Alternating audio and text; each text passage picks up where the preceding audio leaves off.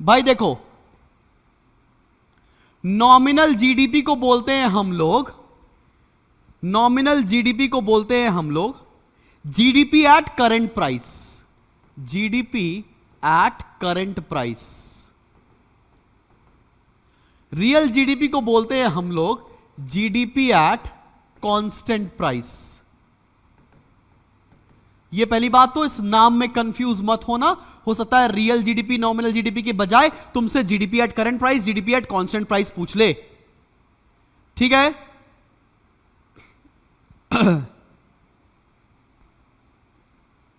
तो GDP at current price क्या होता है, लिखो भैया, मनी वैल्यू, मनी वैल्यू बहुत इजी है, money value,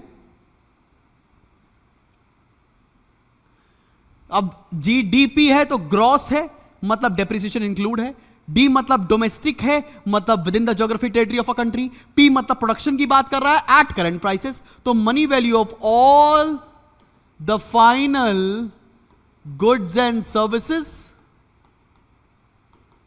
money value of all the final goods and services produced within geographic territory of a country,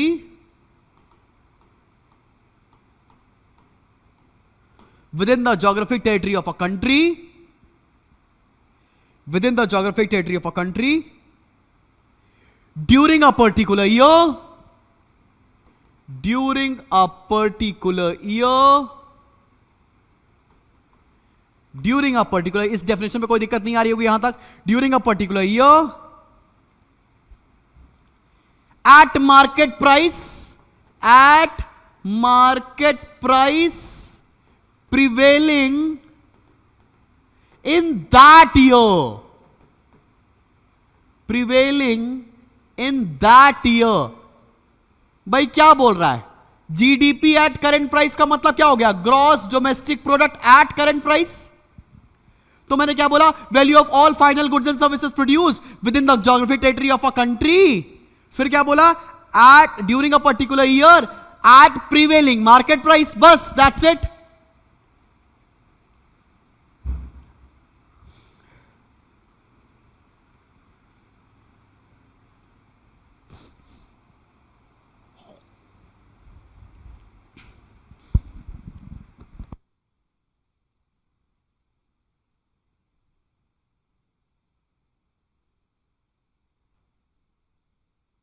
आया समझ, आया समझ।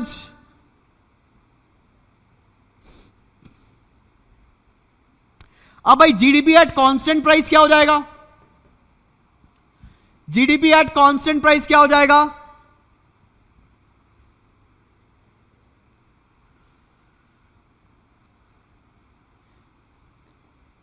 जीडीपी एट कांस्टेंट प्राइस क्या हो जाएगा,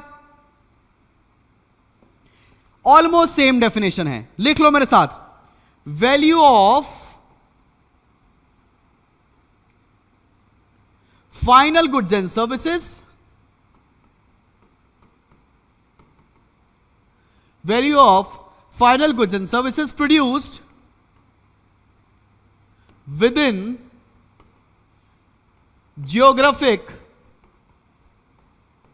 territory of a country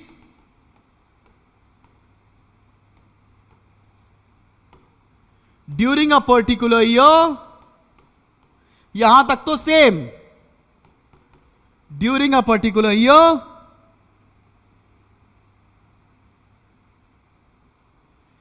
at the market price, at the market price prevailing in a particular year, in a particular year which becomes the base year,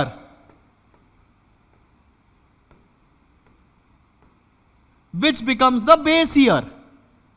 मतलब पूरी definition में दोनों में केवल एक चीज सेम है, एक चीज चेंज है। यहां पर क्या करते हैं, करंट प्राइस पर लिखते हैं जो उस साल प्रीवेल कर रही होती है, यहां पर कैलकुलेशन किसी पहले ईयर के बेस पर निकालते हैं जिसको हम लोग बेस ईयर कहते हैं।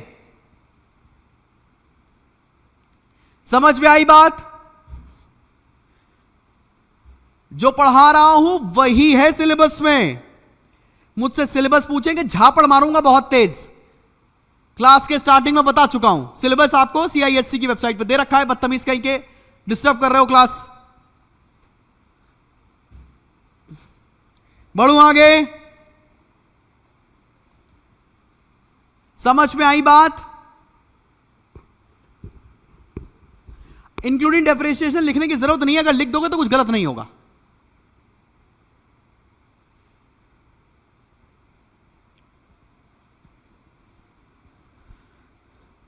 अगर मैं बोलूं हमें जीडीपी निकालनी है अपनी कंट्री की 2021 की, और 2021 के प्राइस पर निकालना है, तो उसे कौन सी जीडीपी बोलेंगे? Nominal GDP.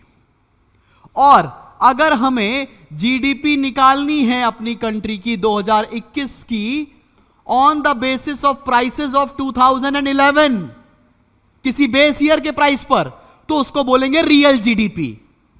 समझ में आ रही बात?